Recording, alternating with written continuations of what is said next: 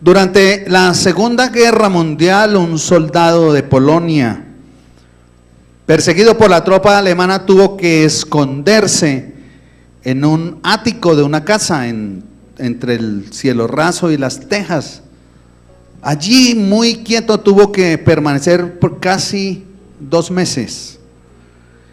En las noches salía para conseguir algo de comida, pero en el día tenía que permanecer escondido y muy quieto, porque los soldados habían establecido su campamento ahí. Y cuenta la historia de este soldado que encontró un pequeño libro entre el desorden que había allá y comenzó a leerlo. Y ese libro se trataba del Nuevo Testamento.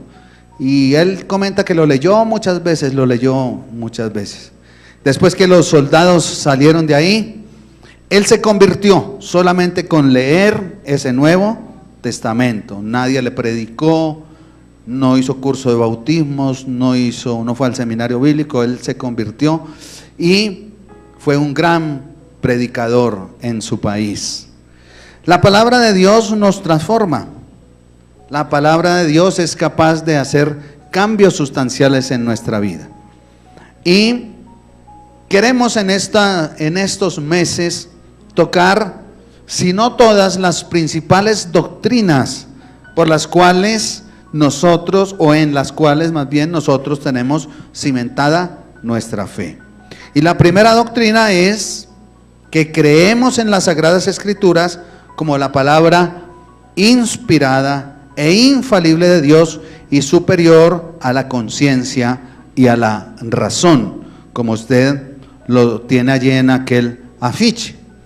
Y eso es lo que creemos nosotros en las asambleas de Dios. Y la Iglesia Cristiana Impacto a las Naciones, la familia ISIN, cree absolutamente en esta verdad, porque esa hace parte del canon doctrinal de las asambleas de Dios de Colombia, que la Biblia es inspirada por Dios y que todas las escrituras, tanto el Antiguo Testamento como el Nuevo Testamento, son verbalmente inspiradas por Dios y son la revelación de Dios para el hombre. Es decir, estas escrituras, por eso le decimos la palabra de Dios, porque de pronto no hemos entendido o comprendido completamente que fue Dios quien reveló su palabra. ¿Quieres conocer más de Dios? ¿Cuánto les gustaría conocer más de Dios? Aquí está en la palabra. La manera en que Dios se dio a conocer es a través de su palabra. Aquí está todo lo que Dios hizo, todo lo que Dios dijo, todo lo que Dios tiene para nosotros y todo lo que Dios tiene para cada uno de nosotros. Es la regla, el manual de fe y de conducta. Entonces hemos dicho o decimos que la Biblia es inspirada, que la Biblia es infalible y que la Biblia es superior a la conciencia y a la razón. Y vamos a tratar este tema y vamos a dilucidar un poquitico qué es lo que quiere decir esto. Entonces, en primer lugar, ¿qué significa que la palabra de Dios es inspirada? La palabra inspirada significa como soplada por Dios. Soplada por Dios. La intención de Dios fue inspirar, soplar en los escritores de la Biblia acerca de lo que debía quedar escrito acá.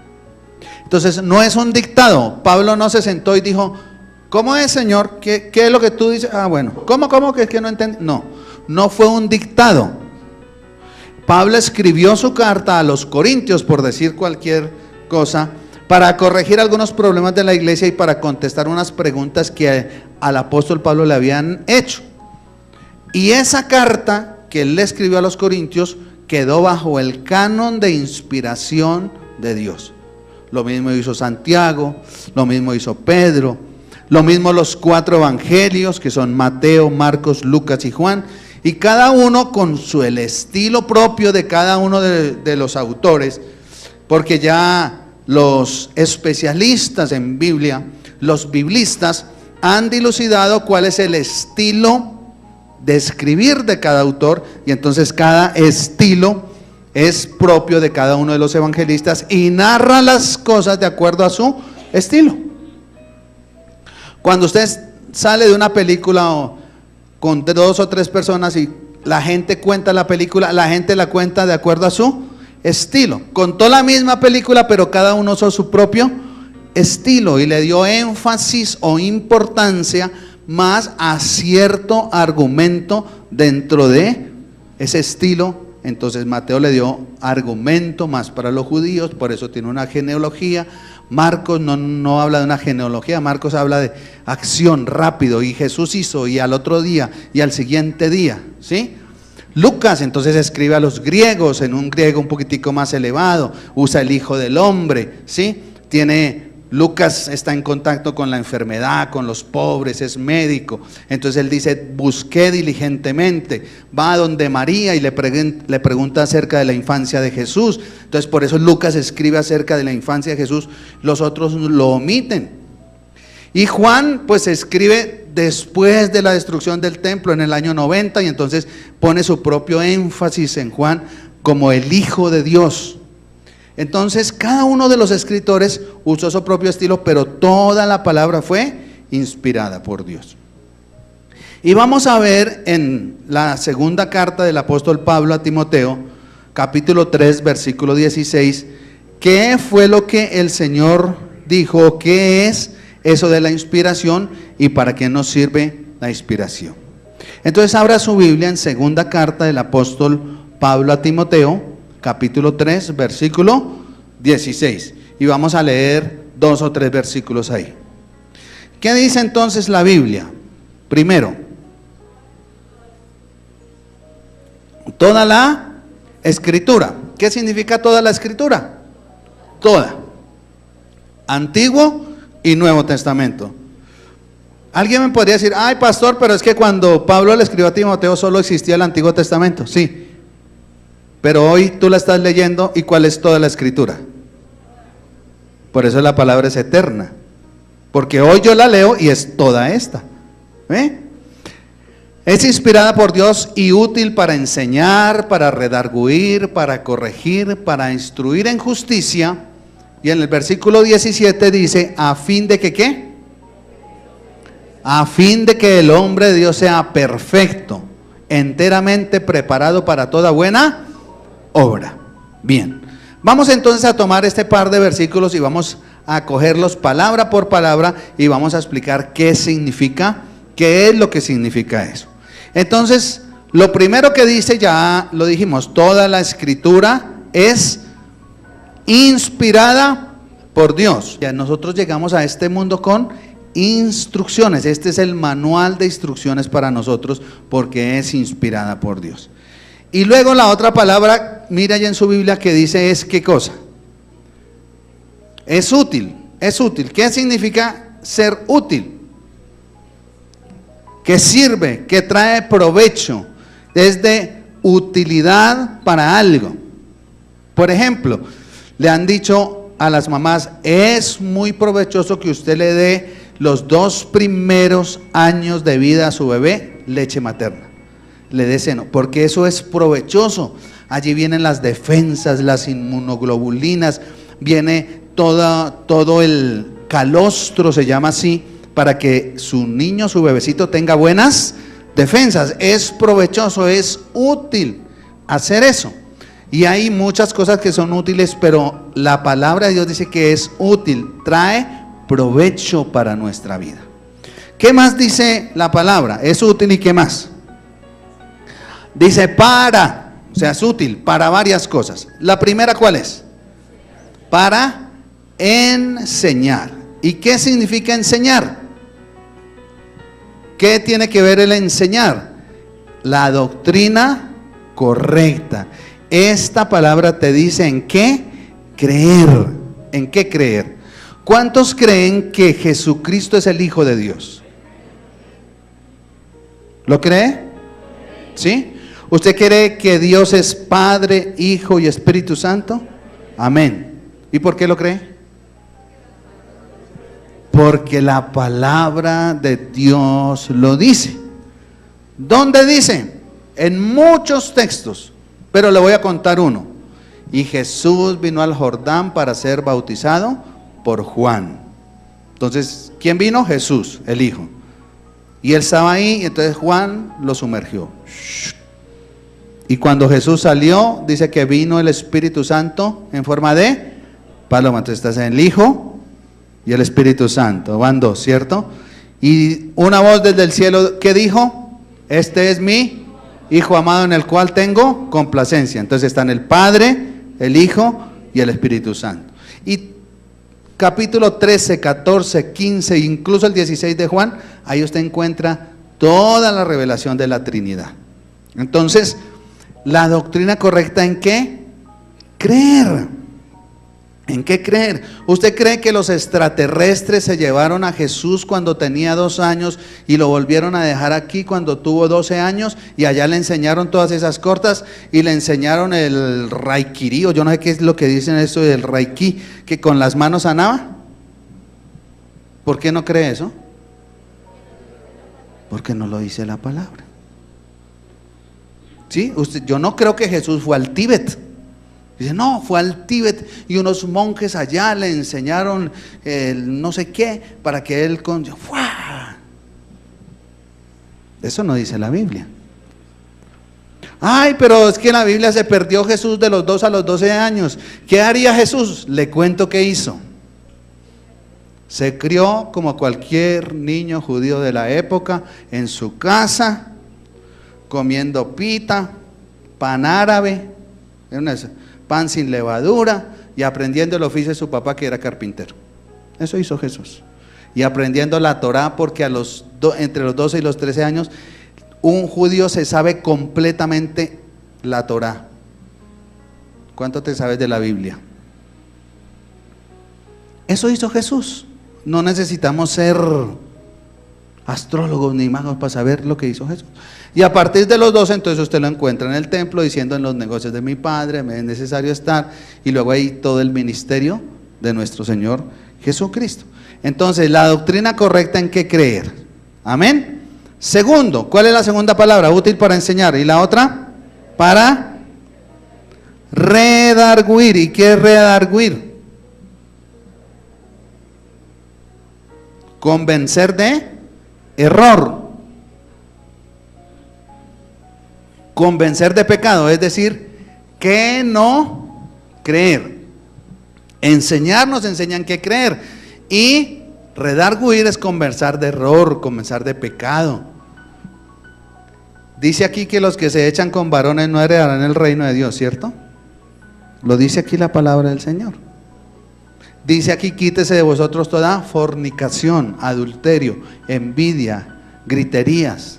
Entonces, ¿cosas en qué? Creer. Hay gente que cree que Jesucristo no es Dios, que sí, que vino acá. Hay gente que dice que Jesús no resucitó desde hace muchos años. Había un tal Himeneo que decía que la resurrección ya se había efectuado y Pablo tiene que corregirlo. Entonces, redarguir significa convencer de error y de pecado. ¿Cuál es la función del Espíritu Santo entre muchas? ¿Convencer de qué cosa? De pecado, ¿qué más? De justicia, ¿y qué más? Y de juicio. Convencer de pecado, de justicia y de juicio. Esa es la función del Espíritu Santo. Muy bien. ¿Qué más dice la palabra? ¿Cuál es la otra palabra que sigue? Para enseñar, ¿para qué más? Redarguir, para instruir, ¿cierto? Instruir. Entonces, una instrucción, perdón, para corregir. Para corregir. ¿Y qué corrijo yo? ¿Qué corrección hago yo? ¿Qué corrección? Señala la conducta equivocada. ¿Qué no hacer? Entonces, lo primero tenía que ver con la doctrina. Esto tiene que ver con la conducta. ¿Qué no hacer? Señala la conducta equivocada. ¿Qué dice en la Biblia si alguien me ofendió? ¿Que yo vaya y lo casque? Eso a uno le gustaría eso, ¿cierto? Tú no le gustaría, sí, pero eso no dice la palabra.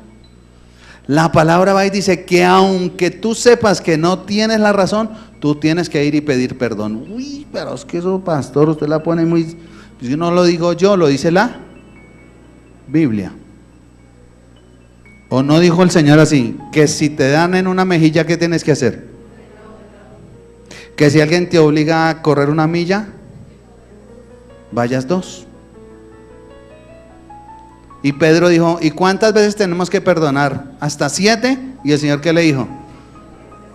70 veces 7.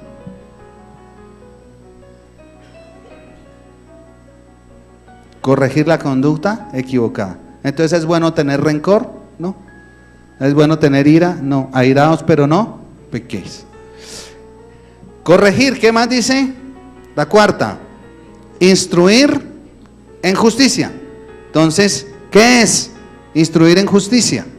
Desarrollar la conducta correcta. O sea, la Biblia nos dice qué hacer en determinado momento. Hijos, ¿dónde están los hijos? ¿Qué dice la Biblia? Hijos, obedeced a vuestros padres, porque esto es justo. Entonces los hijos tenemos que obedecer. Como dijo mi mamá, si ya esté casado y viejo y con hijos, tiene que obedecer. Padres, ¿dónde están los padres? ¿Qué dice la Biblia? No exasperéis a vuestros hijos. Traducción, Biblia en lenguaje actual. Mamá, no sea tan mamona con los chinos. No sea intensa. No los angustie tanto con tanta cantaleta. Eso es Biblia en lenguaje actual.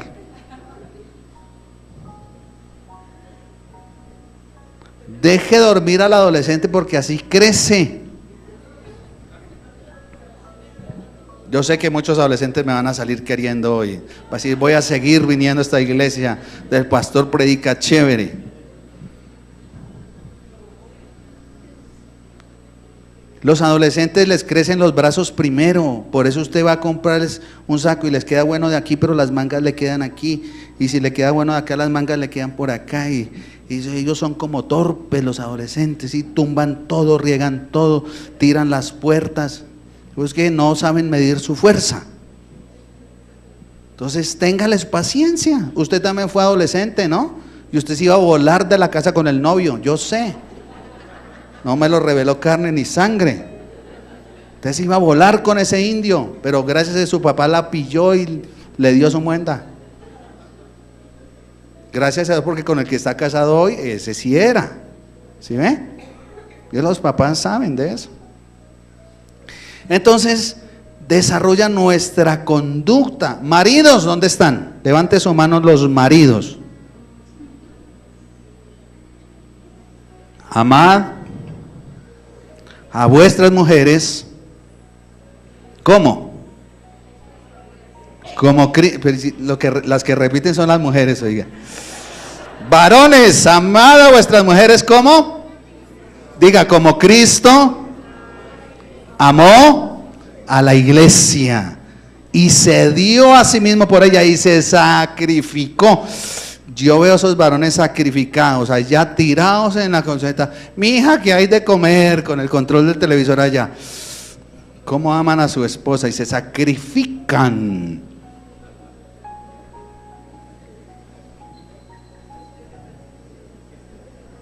Y se dio a sí mismo por ella. No seáis ásperos, dice la Biblia, con vuestras esposas. Tratadla como a vaso frágil. No sea áspero con su esposa, hermano. Ay, el pastor me regañó. No, la palabra. Eso dice la palabra, que no sea áspero. Trátela bien, trátela con cariño, trátela con palabras románticas. Y verá que por la noche tiene su recompensa.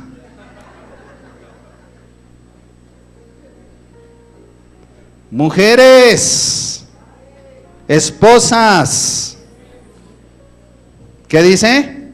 Respeten a sus maridos. ¿Por qué le falta el respeto a su esposo si la palabra dice que tiene que respetarlo? Respete al indio, que para eso Dios lo puso ahí como cabeza.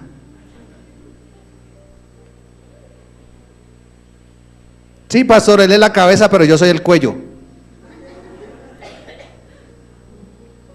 Entonces, instruir en justicia significa desarrollar la conducta correcta. O sea que la palabra de Dios tiene que ver con la conducta y tiene que ver con lo que nosotros aprendemos, con el conocimiento. Por eso el siguiente versículo, el 17, dice, ¿para qué? O sea, ¿para qué? ¿Con qué fin? ¿Con el fin de que qué? ¿Con el fin de que el hombre de Dios sea como perfecto? Es decir, en su conducta y enteramente ¿qué? Preparado su conocimiento para toda buena obra. Entonces, eso que yo le puse ahí no está en la Biblia, dice transformación integral, porque la palabra de Dios nos transforma. Vamos a verlo de hoy en 8 días, cómo transforma nuestro pensamiento, nuestras emociones, nuestra conducta, nuestro carácter. La Biblia nos transforma a todos. El Espíritu Santo me habló un día, yo me convertí, comencé a ir a la iglesia, así como cuando usted vino por primera vez a la iglesia, y me gustó como que el mensaje y volví. Pero un día caminando a las 2 de la mañana, después de dejar a mi amigo, después de la jugarreta de tejo allá todo borracho, el Espíritu Santo me habló. Yo no sabía que era el Espíritu Santo, pero hoy lo sé. Y me dijo, mi hijo, ¿y usted a qué juega? Va a la iglesia y los viernes, los sábados, se va a jugar tejo, se emborracha. O sea, como, ¿a qué juega? No fue una voz que me dijo desde el cielo, Jaime, Jaime, mira. ¿No? Mi conciencia, el Espíritu Santo me habló a mi conciencia. Y ese día yo dije, no voy a tomar más porque yo voy a la iglesia y me da pena con el pastor llegar con tufo. Saludar al pastor con el pañuelo aquí, ¿qué pastor? Porque olía trago. No, eso daba vergüenza. Entonces dije, no voy a tomar más, y tomé solo ponimalta, pero me tocó ir a llevar a un borracho. Y después pegando para mi casa, y estoy diciendo, mi hijo, pero qué, papito, su merced que, o sea, yo mí mismo me fui hablando a mí mismo, pero era mi conciencia diciendo, ¿a qué juega usted? Entonces me produjo una transformación integral y después fue transformando todas las áreas de mi vida. Y todavía estoy en esa transformación, no crea. Todavía estamos todos en esa transformación, pero la palabra de Dios es suficiente para nuestra transformación integral. Ya vimos que era inspirado. Ahora, segundo, que es infalible. ¿Qué significa eso? Que no falla, correcto, que no falla. La Biblia es infalible, es decir, no es susceptible de errores. Por lo tanto no puede extraviarnos, por lo tanto no puede engañarnos y por lo tanto no puede decepcionarnos. Ay, estoy decepcionado del Señor. Depende del concepto que tú tengas de Dios, porque Dios no decepciona a nadie.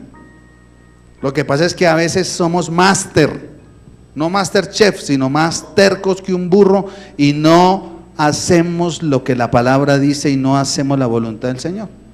Entonces por eso a usted le parece que es que Dios lo abandonó. No. Es infalible.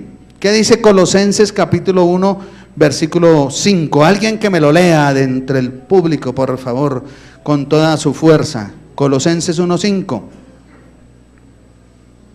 Ahí está escrito, alguien que lo lea fuerte, por favor.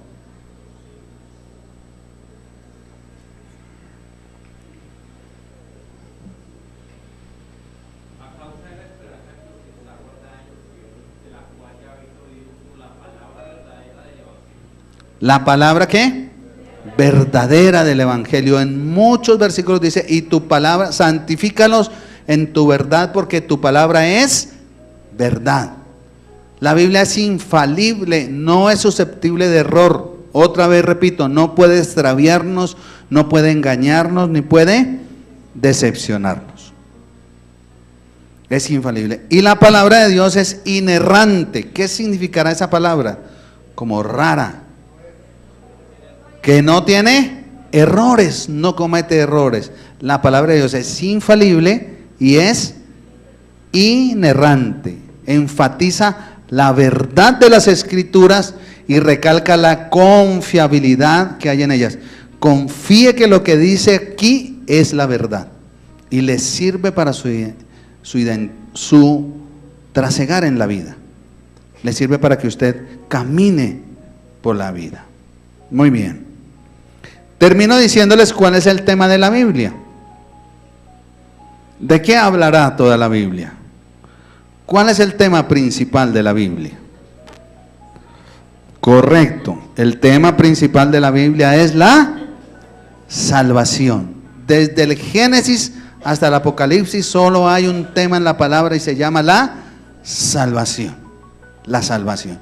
Y el personaje central se llama Jesucristo. Porque Jesucristo es nuestro Salvador, nuestro Redentor. Él nos redimió de nuestros pecados. ¿Sabía usted? Si le preguntaban, ¿qué dice la Biblia? Entonces usted puede contestar fácil. La Biblia habla de la salvación. El Antiguo Testamento prepara la venida del Salvador. Todo lo que habla el Antiguo Testamento es preparando la venida de aquel que había de venir, ¿sí? Y tendréis un niño con vosotros y se llamará Emmanuel, que significa Dios con vosotros, y nacerá de una virgen. Y luego habla del burrito, y todas las profecías acerca de Jesús se cumplieron tal cual. ¿De qué hablan los evangelios? La manifestación del Salvador, como no son una biografía, pero habla de la vida de Jesús. Y ya les dije que los 4 evangelios hablan de eso.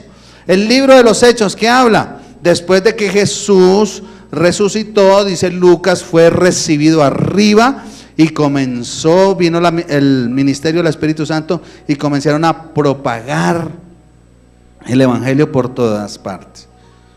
En Judea, en Samaria y hasta lo último de la tierra.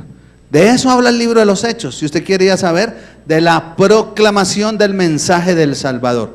Las epístolas, la explicación, ya explican cuál era ese mensaje que nos dejó el Salvador, y el Apocalipsis finalmente es la consumación de la obra del Salvador. Por ahí en 3 domingos vamos a hablar acerca de los últimos días. Vamos a hacer una serie de 3 o 4 domingos donde vamos a mirar cómo es ese asunto de los tiempos finales. Usted no se deje convencer de nada de lo que vea en YouTube, que ya toca, que mañana, que arrepiéntase, que no sé qué, que Obama es el anticristo. Pobre Obama ya, que ese no tiene, ¿sí? Antes era Juan Pablo II, después Ratzinger, el otro papa, ahora el pobre Francisco. Por más bronca que usted le tenga a los argentinos, no, ese no es. Y cogen y acomodan aquí y añaden aquí, y que los 7 cuernos. Les voy a explicar con base en lo que dice la palabra, qué será lo que va a pasar en el futuro. ¿Qué va a pasar? Con base en lo que dice la palabra. Si usted me pregunta, ¿quién es el anticristo? Le digo, no tengo ni idea, pero aquí vamos a ver algunas características de cómo será. Pero que si es no, yo no sé. Si es Donald Trump, yo no sé si será, no, pero no creo. Pero usted ahí encuentra, ojo, cuando vea las películas de Discovery Channel, ojo cuando vea History, ojo cuando vea National Geographic, todas están tratando de desviar la divinidad de Jesucristo. No coma cuento, lea la Biblia. Salió buena esa, ¿no? No coma cuento, lea la Biblia. Lea la Biblia. Ahí dice que encontraron los huesos de Jesús. Ay, venga a mí con un cuento chino más bien. Aquí dice que Jesús se casó con María Magdalena, dice aquí. Entonces, pues los otros sí, porque quieren dañar la doctrina. Amén. Amén. Entonces, ese es el tema de la Biblia. Bien, vamos ahora a hacer una práctica ¿quieren hacer una práctica de la palabra, de lo que dice la palabra. Entonces escúcheme estos 3 versículos que yo le voy a leer. Anótelos y yo se los voy a leer. Mateo capítulo 15, versículo 30 dice: y se le acercó mucha gente que traía consigo a cojos, ciegos, mudos, mancos y otros muchos enfermos, y los pusieron a los pies de Jesús y los sanó. Segundo versículo, Hechos capítulo 28, versículo 8. Hechos 28, 8 dice: y aconteció que el padre de Publio estaba en cama, ¿cómo? Enfermo, de fiebre y de disentería. Léase diarrea, Biblia en lenguaje actual, churrias. Y entró Pablo a verle y el hombre estaba ahí casi jeteando, estaba ahí mal. ¿Y qué dice? Y después de haber, ¿qué cosa? Orado, le impuso las manos y lo sanó. Quedó el hombre sano. Marcos capítulo 16, versículo 18. Después de que el Señor da la orden de que prediquemos el evangelio a toda criatura, dice: tomarán en las manos serpientes, y si bebieren cosa mortífera no les hará daño, y sobre los enfermos pondrán sus manos, ¿y qué cosa? Y sanarán. ¿Cree lo que dice la palabra? Entonces ponte sobre tus pies, por favor.